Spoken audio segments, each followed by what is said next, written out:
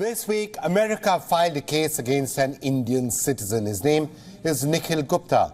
The U.S. Department of Justice is accusing Gupta of trying to kill Khalistani terrorist Gurpatwant Singh Pannun. The U.S. claims that Gupta hired a hitman to get the job done. He also hired a source. What Gupta did not know is that both the men were undercover U.S. officers. The American Department of Justice says that Gupta was working on the orders of an Indian official sitting in New Delhi. U.S. is calling this official CC1. CC1, America claims, was in regular touch with Gupta. He was also directing Gupta the whole time. Now this is a story that America is telling us. How close is it to the actual facts? We don't know. America has charged Gupta with murder for hire, also conspiracy to commit murder for hire. Both of these counts carry a maximum prison sentence of 10 years. So that was part one of this week's biggest stories. Here's part two. The face of the story. No, not Gupta, but this man, Gurpatwant Singh Pannun. Pannun is a terrorist. He has been openly inciting violence, and he has been directly named now by India's National Investigating Authority with a bunch of charges. Who's this man? Well, he was born in Amritsar, India, but left the country to stir Khalistani sentiments abroad. Today, Pannun holds the dual citizenship of the United States and Canada. On paper, he is an immigration lawyer, but he's also the head of the separatist group Six for Justice. Now, don't be fooled by the name. The group, according to virtually all the information that is available to us, is funded by Pakistan's spy agency, the Inter-Services Intelligence, or the infamous ISI. And there's no dearth of evidence to prove this. You don't have to listen to anybody else. You just have to listen to Pannun himself. Look at this video. It was released less than a month ago. Here, Pannun is threatening to attack Air India flights, warning people, especially Sikhs, against flying on India's flag carrier. Listen to this. Air India च सफर नहीं करना जान नू खतरा हो सकता है और साडा यह सुनिया है भारत नू इंदिरा गांधी इंटरनेशनल एयरपोर्ट 19 नवंबर नू बंद रहेगा. In India, Pannun is a declared terrorist. He faces at least 33 criminal charges. There are also non-bailable arrest warrants out against him. Earlier this week, the man released a statement. He claims India is trying to kill him because he's organizing a Khalistani referendum. In his tweet, Pannun projected himself as a hero. And I'm quoting here. He says, "If death is the cost for running the Khalistan referendum, I am willing to pay that price," unquote. Let's not forget, these are not idle threats. Canada-based Khalistani terrorists blew up an Air India plane in 1985. More than 300 people died. And that act happened after India had been warning that something like this could happen. So today, when Pannun was out there running freely, and there's talk about the fact that, oh my God, there is a plot to try and kill this poor man who's an American citizen and a Canadian citizen. Yes, those are issues that we should think about. Should you have plots to kill? Should you have targeted assassination? Should you be targeting American or Canadian citizens? And India, by the way, has now told the United States, we are going to take this matter seriously, and we are setting up our own investigation into this. And that's essentially, I think, what India has also said about this entire episode. Let me, for example, read out to you what Arindam Bagchi, the official spokesperson of India's Ministry of External Affairs, has said. He said, "As regards the case against an individual that has been filed in the U.S. court, allegedly linking him to an Indian official, this is a matter of concern. This is also contrary to government policy. The nexus between organized crime, trafficking, gun running, and extremists at an international level is a serious issue for law enforcement agencies and organizations to consider. It is precisely for this reason, that a high-level inquiry committee has been constituted. We will obviously be guided by its results." So that's the official stance of the government of India, saying this is contrary to Indian policy and a high-level committee will investigate this. Now, the next big question we have to turn our attention to, how will this entire episode affect India and American relations. Now, a quick reminder, the two countries are strategic partners, also Quad partners. This is the joint statement from the US and India following Prime Minister Modi's state visit to the United States in June this year, ironically just a few days before Nikhil Gupta was actually arrested. It reads, and I'm quoting again, President Joseph R. Biden Jr. and Prime Minister Narendra Modi today affirmed a vision of the United States and India as among the closest partners in the world, a partnership of democracies looking into the 21st century with hope, ambition, and confidence. The US-India Comprehensive Global and Strategic Partnership is anchored in a new level of trust and mutual understanding and enriched by the warm bonds of family and friendship that inextricably link our countries together. Reports say that the American President Joe Biden has already had a conversation with the Indian Prime Minister Narendra Modi. The two have discussed this case. Look, it goes without saying that allegations of such kind are bound to leave a dent, but just how much? It seems to be the case, at least as of now, that India is reacting to the American allegations very differently to the manner it reacted to the Canadian allegations. But what does all of this say to the bigger pictures that we have to turn our attention to, including the question of Khalistani terrorists? Well, who better now to talk to help us navigate all of these troubled waters than Terry Milewski, a journalist who's also one of the top experts on this entire question of the global Khalistani militant, extremist, terrorist organization, nexus, grouping, call it what you will. He's the author of Blood for Blood, 50 years of the global Khalistan project.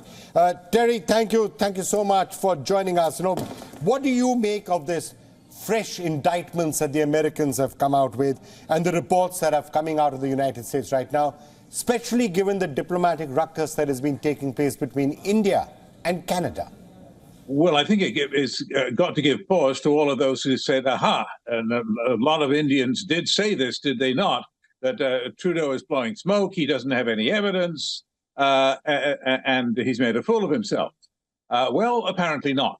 Apparently, although I still think he's at fault for not producing evidence. That was absurd. It was always absurd that he would not produce his evidence publicly, as the Americans have now done, but the Americans have now done it for him. And it turns out that the alleged plot is the same plot by the same group, the same Indian group, connected, the FBI says, to the Indian government. The same group which was plotting against Pannun was the same bunch that was plotting against Mr. Nijja, who was killed famously in Surrey, British Columbia, June 18th. So I think this makes the Indian claims that Trudeau's charges were absurd, it makes them kind of absurd.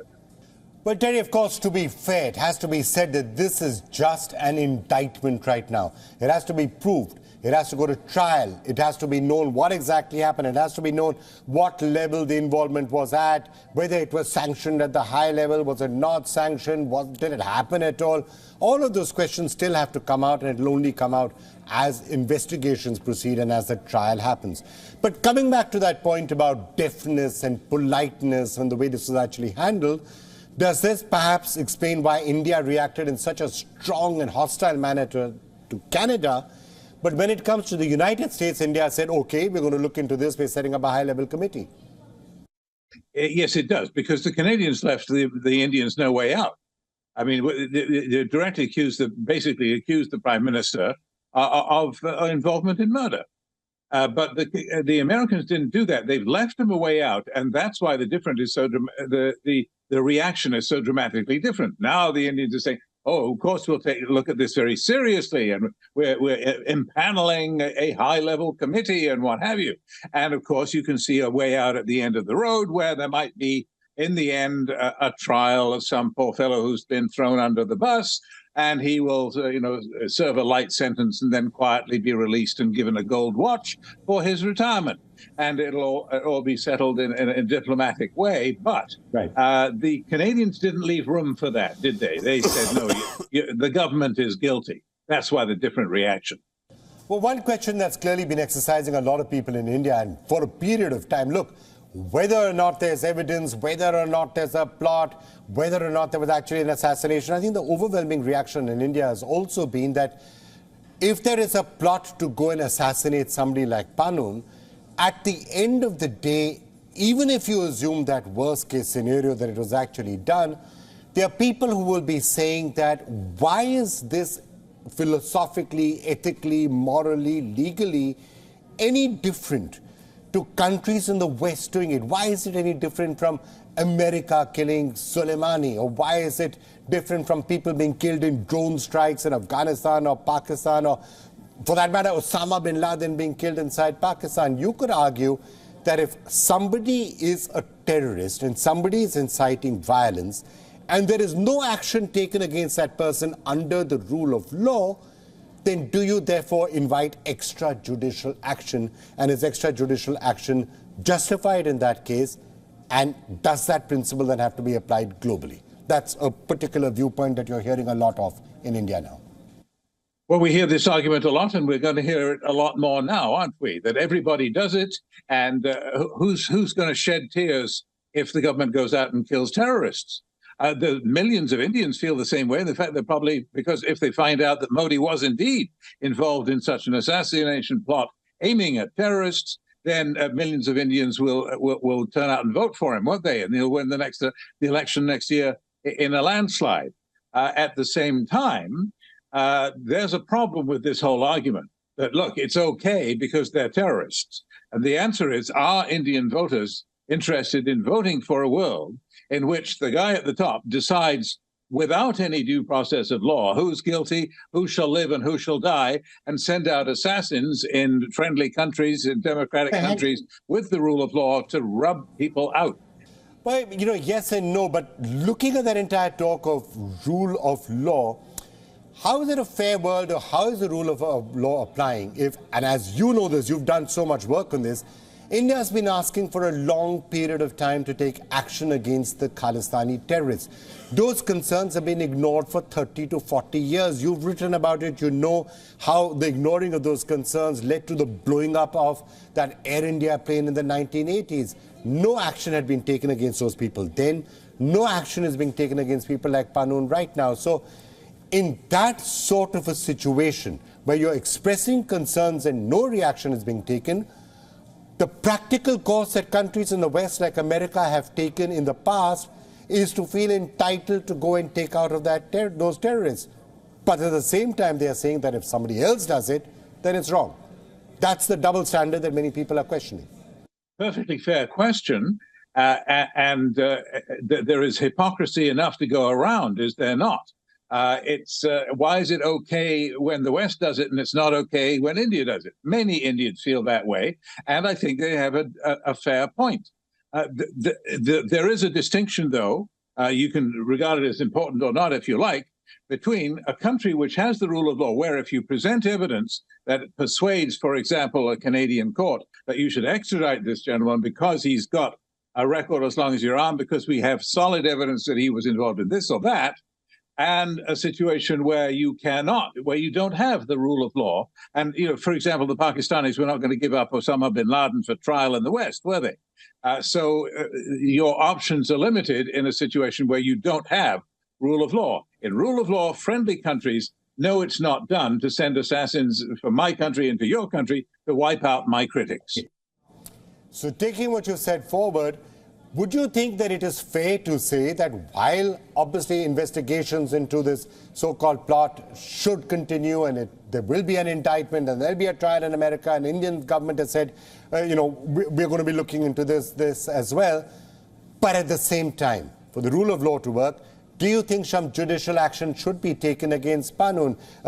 There is evidence. In fact, you don't even need too much evidence. You have video recordings of this man looking at a camera and saying that people who fly Air India are not going to be safe. He's putting up posters calling for making threats against Indian diplomats. So if action is taken against him, then there is some justice, and then there is a fair case to say, look, the rule of law is applying in places like Canada or the US, and therefore it's absolutely wrong to be coming in and assassinating them because the rule of law is actually applying.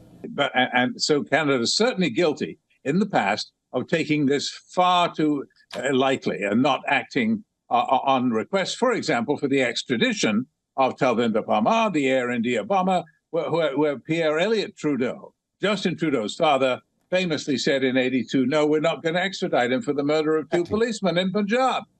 All right, Terry Miliuski, one of the top experts on what's been happening with Khalistani terror groups across the world. Thank you so much for joining us with that very, very valuable perspective. Thank you for being with us.